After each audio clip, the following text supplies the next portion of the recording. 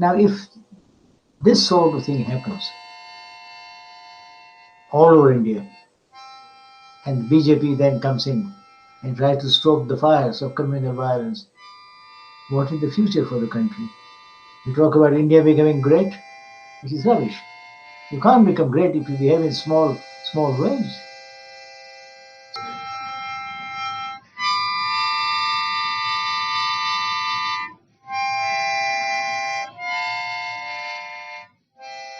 What is the better way of addressing you, Professor Bhikhu Parekh, Lord Bhikhu Parekh, or just... No, these are all titles, and titles are like toys one can play with.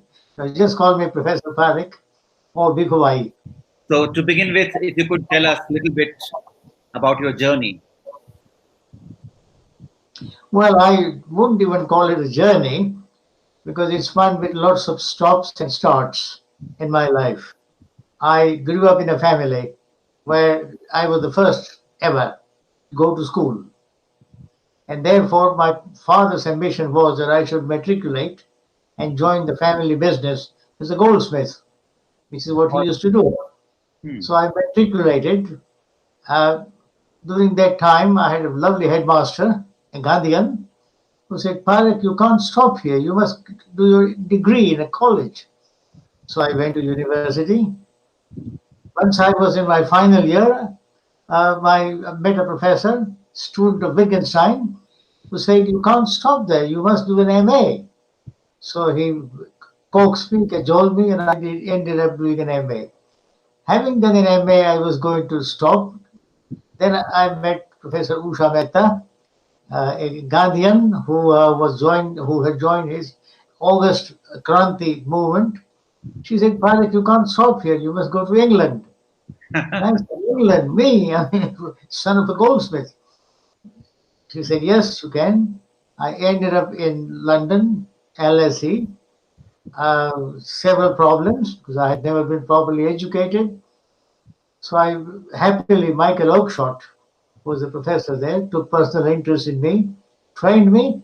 So at each stage of my life, the next stage was utterly unpredictable. All right. Some strange character from nowhere appeared on the scene, held my hand, and then guided me to what I subsequently might look upon as the second stage of my journey. When I was there were no stages. The next stage was going to be the end of it. And somebody lifted me over it. I entered the next stage. Again, somebody came and lifted me over it. So for all these reasons, I've seen my life as lots of starts and breaks, continuities and discontinuity. Overall, there is a continuity. But within that continuity, there are so many discontinuities. So the word journey, which one would normally use about an intellectual, is one that I wish I could, but honestly, I don't think I can. Right. And in this, if you don't want to call it journey, but in some sort of wandering, how do you discover Gandhi as your central muse, who happens to be immense source of inspiration, influence, so to say, in your philosophizing?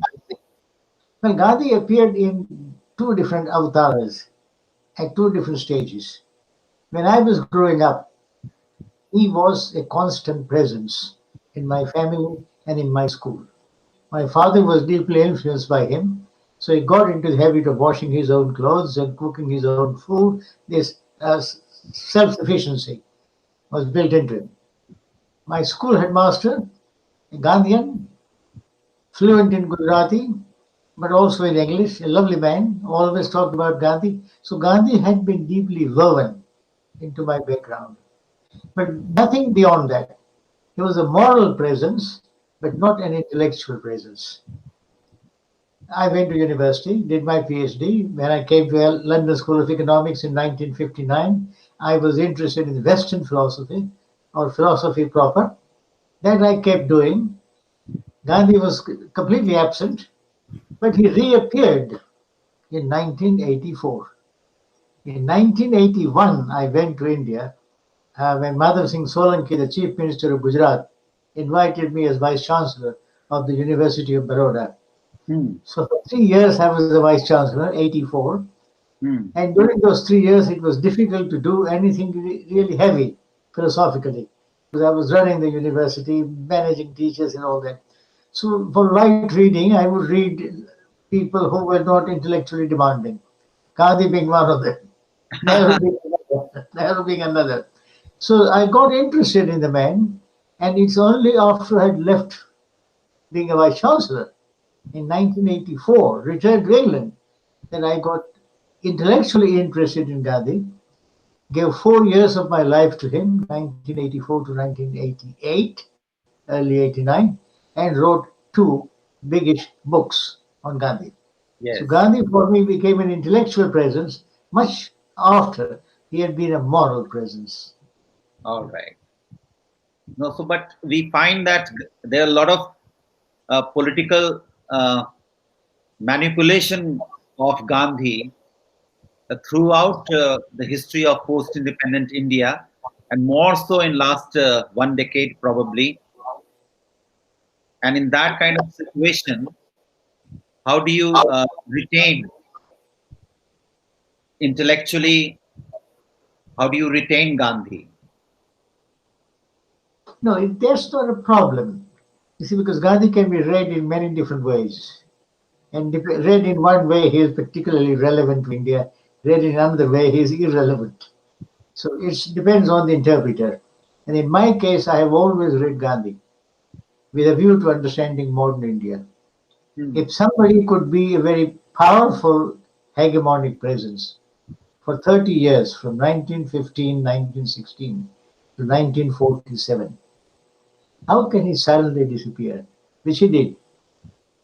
So, how could somebody be unchallengeable for 30 years and then suddenly is nobody? What has happened to it?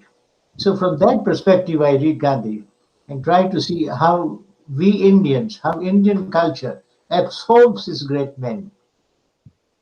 Fair And enough. every culture has its own way of absorbing great men. If you look at the West, Marx is understood and absorbed in a particular way.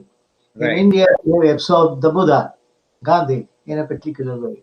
Not not a group of specific followers, but absorbing him, assimilating him, making him part of our life, and then he's forgotten. But he's not forgotten because he's very much a part of our way of life. I Hmm. like to read Gandhi in this way, that he's dead, but still very much alive. Did you also face any kind of dilemma between Marx and Mahatma, or it was all sorted for you? Well, it's interesting. In biographical terms, I spent years on Marx. I planned a two-volume study of Marx.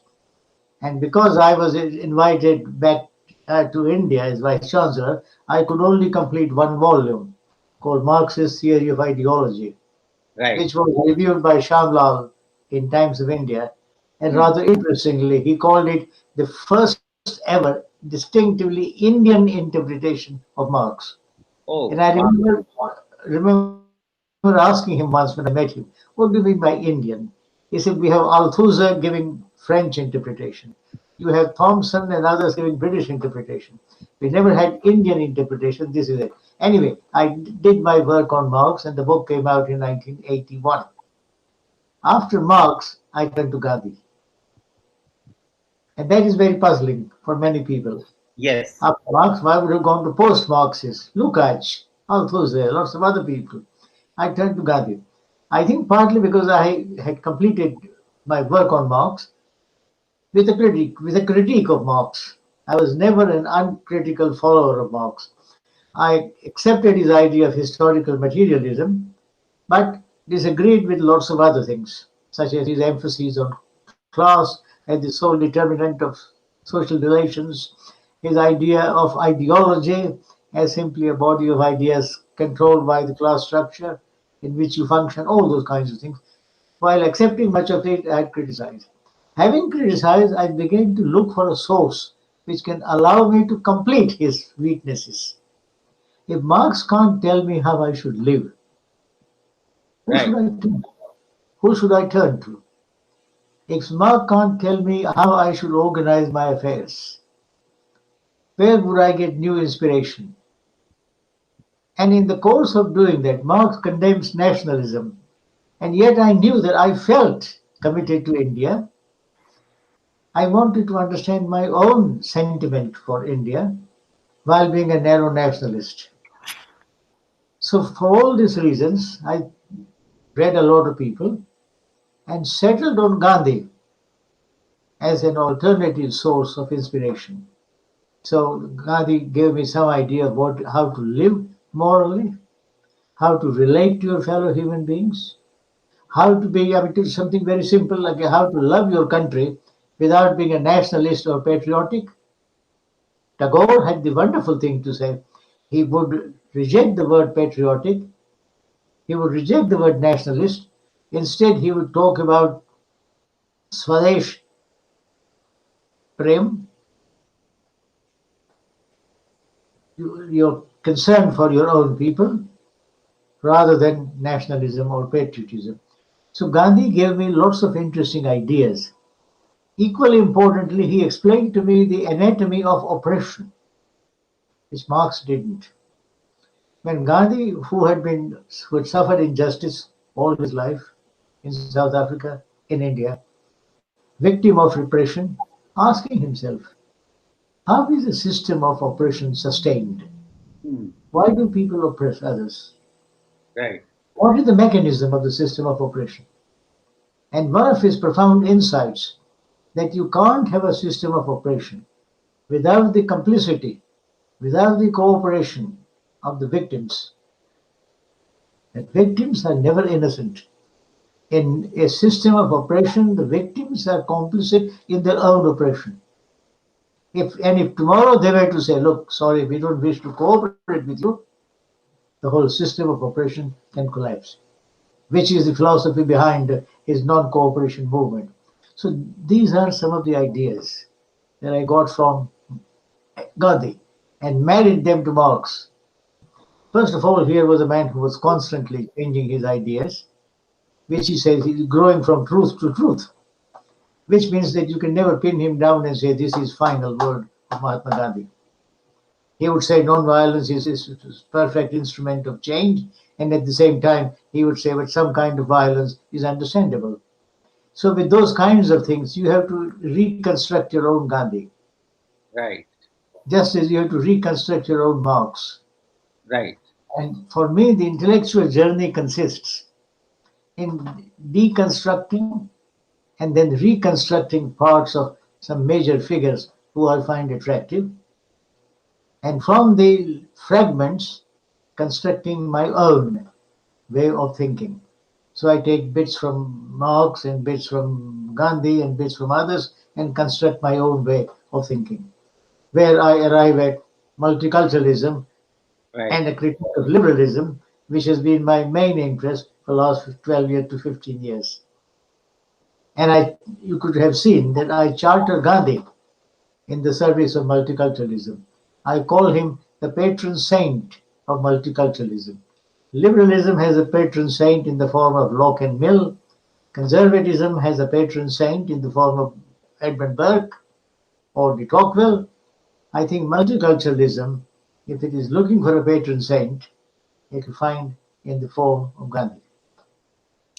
Some people also complain that the idea of multiculturalism is another Eurocentric idea. Well, I wouldn't say that at all. On the contrary, I think Europe never really bought the idea of multiculturalism. It grew in our part of the world. Multiculturalism as essentially a Western phenomenon. Yes. I don't think that's true at all. I would say it's essentially an Indian phenomenon. And India has exported this in its own way to the rest of the world. For example, what you call Hinduism is not a single body, not a single or singular body of doctrine. It's a Exactly. plurality of schools. Right. Schools. You can be a Hindu and belong to one school as opposed to another. Doesn't happen in Christianity or elsewhere. Likewise, the idea that there should be ekam sat vipra bahudha vadanti. God is one but called by different names. the idea of plurality is built into our way of thinking.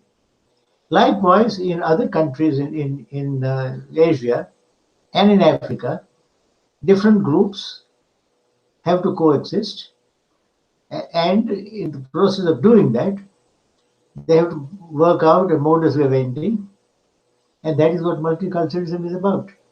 How to respect the identity and differences of constituent communities, while at the same time arriving at a consensus or a body of principles upon which all could agree.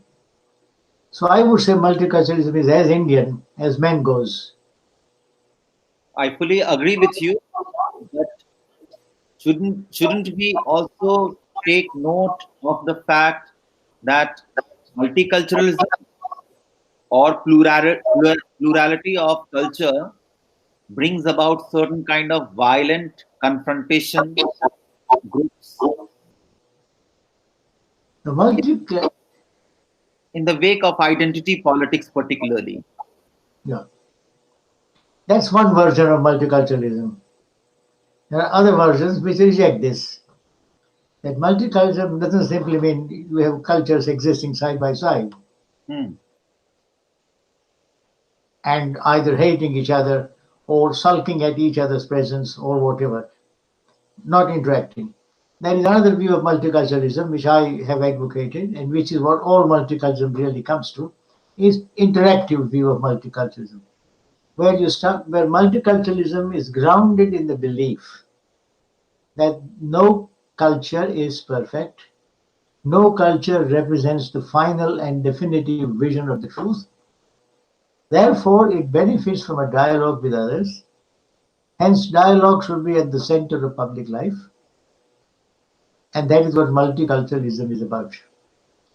That a form of a creative dialogue between different individuals, different cultures, at the center of public life.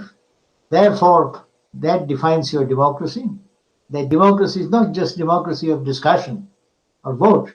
Democracy for me is an institutionalized intercultural dialogue, where different people coming from different directions are able to interact and talk to each other and arrive at a consensus, which is where Gandhi comes in, the Satyagraha comes in, which is where Marx comes in, because he would say, look, different people are differently circumstanced and therefore cannot easily communicate because of power element and all that. So the point simply is multiculturalism is an immensely rich and a potentially powerful doctrine as long as it is understood as what it is, which is openness to others. And this is again the Rigvedic sentence, Arno Bhadra Kritavo Yantu Vishwataha.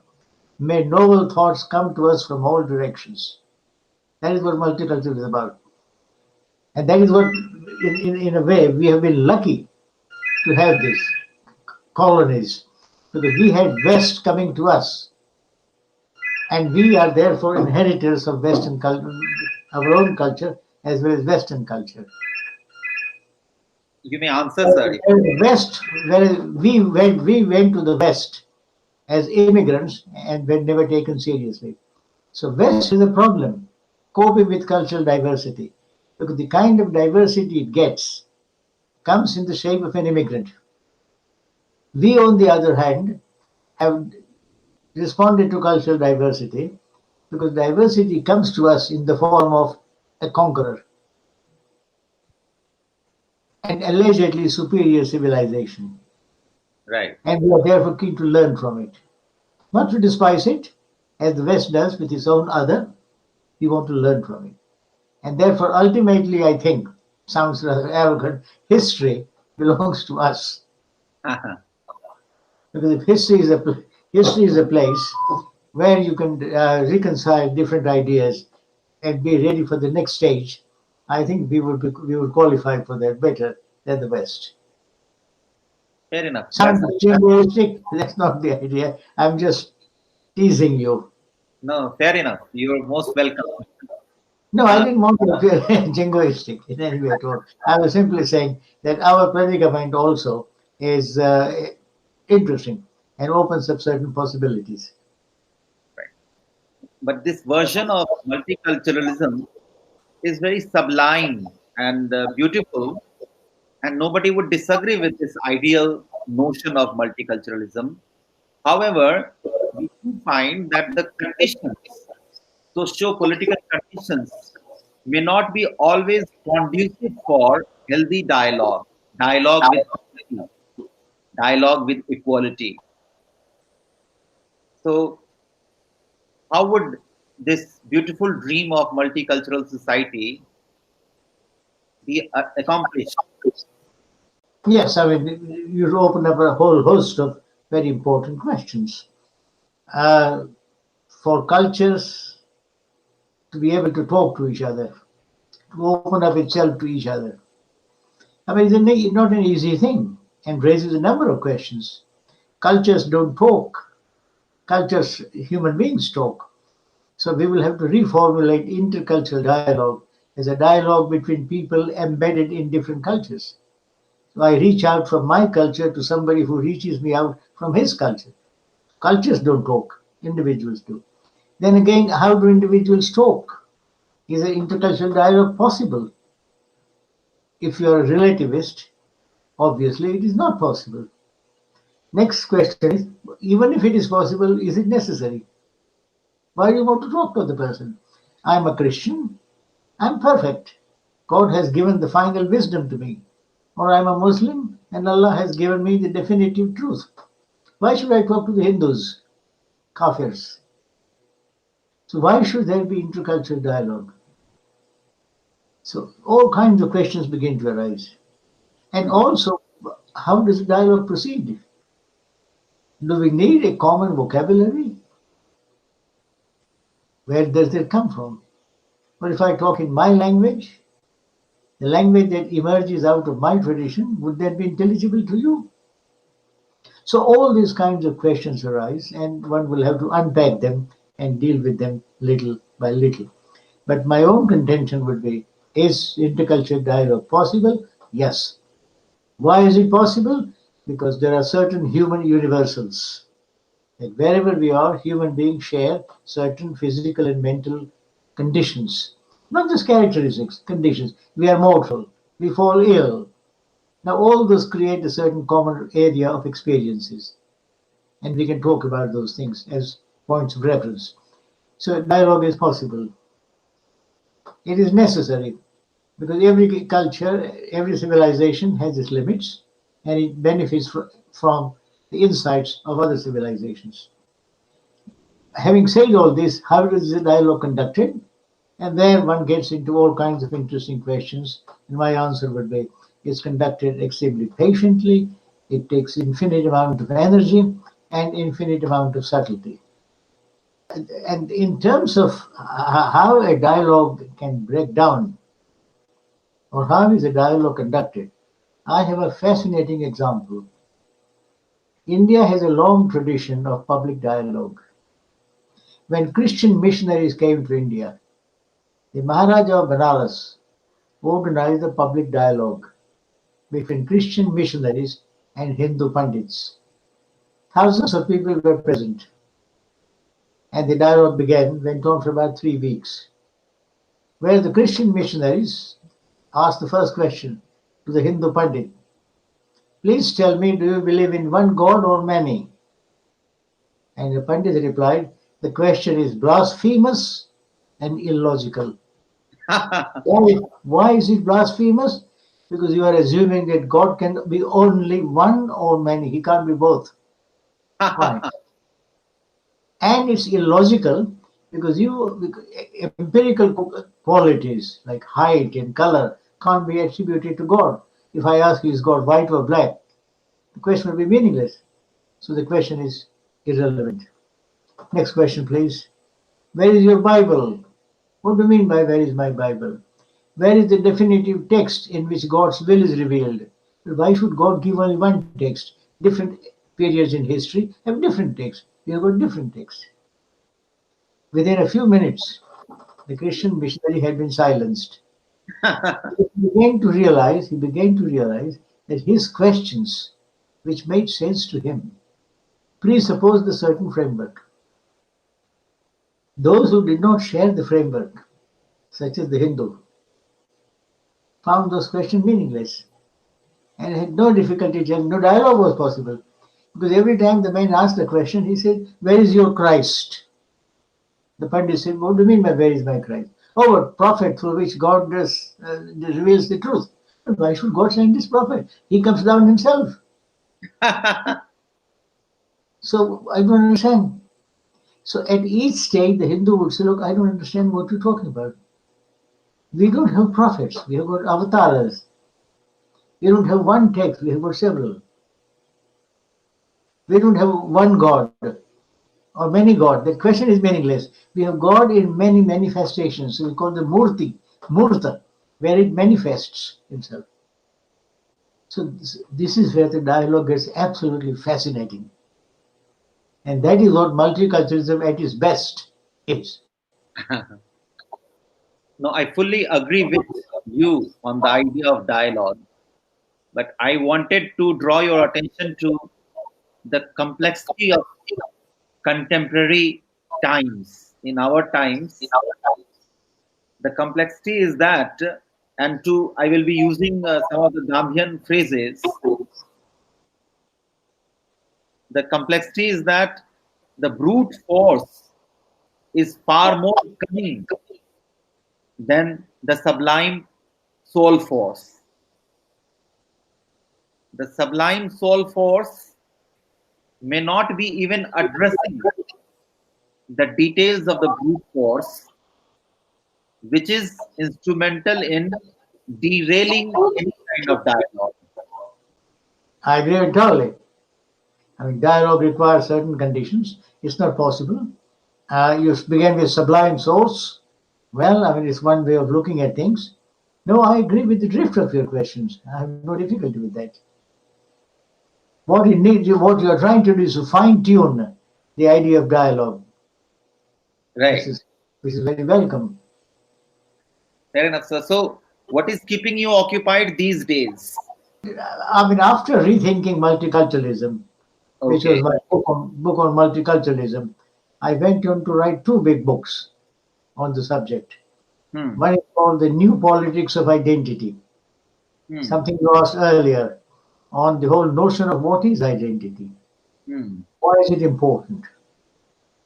That was my next book, which made some impact. And the one after that was uh, partly on India, partly on philosophy, which is Debating India, where I trace the tradition of a dialogue, which can take many forms. Dialogue can take the form of discussion, debate, and so on. And I trace the tradition of debate in Indian history from the time of the Buddha and the Brahmins right up to today. Gandhi and Tagore debate, Gandhi and Jinnah, Gandhi and Ambedkar. So, so that's my last book, Understand Debating India. So I've written about this, thought about this dialogue, developed the idea a little further. Maybe at some stage we can talk about it. So, how does it feel a scholar to be in the company of all the lords in the House of Lords? Yeah. Well, you see them all. They're all my valued colleagues. The average age of the House of Lords is about 69 years of age. In fact, the only place in the whole world where you have about 9 or 10 peers, lords, who are in their 90s. I see. There was once a time when you had two who were in their past 100, Oh, I see. past 100. It's not a place from which, until now, until recently, you couldn't retire. Once you are appointed, you are appointed for life. Now, of course, you not only can, but there is a pressure on you to do retire, so you should retire. Because the size has become too large. But it's a good place to be there. You meet interesting people. You meet people whose work you have read, scholars. The House of Lords is not just politicians. There are president of the Royal Society, president of the British Academy, Hmm. fascinating people, director of the London School of Economics. So all interesting people, but you also meet some interesting politicians. I can't think of any other body in the whole world where you have got three ex-prime ministers, Hmm. three or four ex-chancellors of the exchequers, where you had admirals of the navy and air marshals. Now, what do you hold those people? Full of fascinating wisdom. Good So, place. Because what goes on in the House of Lords is the material on which I think as a philosopher. So I listen to people. How is, for example, two or three of the important questions in political philosophy? Nature of political discourse. hmm. How people in politics talk to each other. The role of public reason that John Rawls talks about. Well, it's right in front of you. How do decisions get taken? A decision, for example, to allow or not to allow mercy killing. You have bishops there who bring religion into politics. How do they talk about political matters without being religious? Britain is a secular society up to a point. So, how secular can you be? So, these are the important questions which you ask as a member of the House of Lords, which I also ask when I put on my philosopher's hat. So, I find the two complementary. All right. And from there, how do you look at politics in India today? Oh, India is, for me, current politics in India is not a subject of primary interest because for that you have to be tuned in to the TV and radio and read all the newspapers. It's so difficult to follow from 5,000 miles away. India, for me, the India in which I'm interested is A, India before 1947, so that I understand the etiology. How did India come to be what it is? And secondly, the current debates in India about corruption and all that, and how does a country which promised so much at the beginning, at its birth, can become so corrupt, more corrupt than many other countries, where you can't even buy a railway ticket without bribing the man. How did that happen? So these are some larger questions in which I'm interested. But day-to-day politics, who succeeded what? I mean, that's of no interest to me. Yeah, because there is a lot of violence, communal kind of violence, Yes, gender violence. which worries me greatly. Communal violence. And I think it's interesting how the communal violence is directed mainly at Muslims. And the thing that puzzles me, to which I have seen no clear answer, India consists of many communities, Hindus, Muslims, religious level, many ethnic communities, Nagas and all that, linguistic communities. When you talk about violence, it's mostly religious. It's not ethnic communities, mainly religious communities. And amongst religious communities is directed against Muslims. Christians only when recently when that Australian missionary was attacked. But by and large, Christians are treated as slightly misguided brothers who provided an outlet to those Hindus whom Hindus have badly treated. Good chaps. They even give Hindu names. If you look at many Christians in Kerala, their first name will be Hindu. They're more like us, slightly misguided, but more like us. Muslims, on the other hand, are seen differently. Even the best Hindu that I have come across generally finds it difficult to come to terms with a Muslim. I'm trying to understand why. Where does this spring from? Likewise, there are many countries which have put India in trouble, and yet it is Pakistan that haunts our imagination, not any other. How did that happen? Is it a legacy of the way in which India was created? That these are India's birthmarks. That Right. Muslims during the struggle for independence became a kind of hate figure where they were not accepted as part of India and yet accepted as part of India. So half of them, or thereabout, left for Pakistan, but the rest stay on. So are they one of us or are they not one of us? So that kind of utter confusion in the Indian mind, the Hindu mind in particular, has to be unpacked, explored. I remember going to a friend's house for dinner. Something came up and his wife said, these Muslims. And I said, what do you mean by these Muslims? And she said, they don't accept our country. I said, what do you mean by our country? They are one of us. It's their country as much as ours. But instinctively, a highly learned lady talking like this. So instinctively, there are certain reflexes in terms which frame our thinking. I want to understand that. That's what led me to talk about my first book on Gandhi's political philosophy. Right. Gandhi, where I try to understand the partition of India. How did the partition shape our destiny? So that even after 70 years, Pakistan haunts us. And just as Pakistan haunts us within India, the Muslim haunts us. That even now, mating a Muslim is a good game. Why? For God's sake, 70 years have gone by.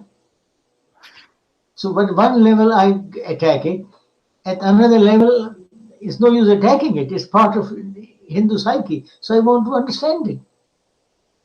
In other words, a nation needs to be psychoanalyzed. Right, right. Understand it and then cure it. And that understanding I don't seem to get from anywhere. Lots of books have been written on communalism. Some good, some not so good. But they don't seem to explain to me why this strange kind of antipathy. And even those who are not antipathetic are somehow uneasy about Muslims. Occasionally one sees that even in Gandhi. There was no one who was less communal than him, but occasionally in his remarks, one sees that kind of hesitancy. Then, of course, lots of other things where he shows great affection for Muslims. Now, if this sort of thing happens all over India, and the BJP then comes in and tries to stoke the fires of communal violence, what is the future for the country? We talk about India becoming great, which is rubbish. You can't become great if you behave in small ways. So Exactly. these are the kinds of questions which for me also originate in Britain. And what Muslims suffer in India, we suffer here.